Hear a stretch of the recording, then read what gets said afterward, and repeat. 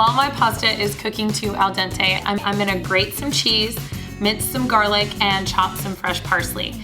Now you want to fresh grate your cheese, and the reason why is the store-bought grated cheese has anti-caking and anticoagulant agents on it, and we don't want that in our sauce because that'll keep the sauce from being as creamy as we'd like it to be. Now it's time to build our sauce. This is gonna be super easy. I'm gonna start with 2 tablespoons of olive oil over medium heat. Then I'm gonna add in my garlic. We just want to warm that through, so we just gonna get this all married up together. Then I'm gonna add in the tomato puree and the heavy cream. I'm gonna put in about a tablespoon of kosher salt. You want to taste it and see if you need more. Next, the goat cheese.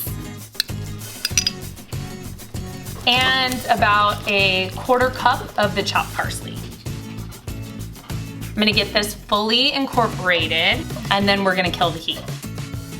All right, now we're ready to add the other cheeses. So my Fontina goes in, the Sharp Cheddar, and then the shaved Parmesan. Also, if your sauce gets a little too thick, you could add a little more tomato or cream to thin it out. Now that our sauce is completely built, we're gonna toss in the pasta, and Katie and I are ready for lunch. All right, Katie, moment of truth. Tell me what you think. This looks so good.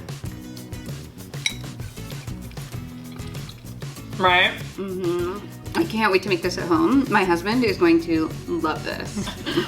And you will love it too. Thanks for watching. We're gonna Bye-bye. finish our lunch.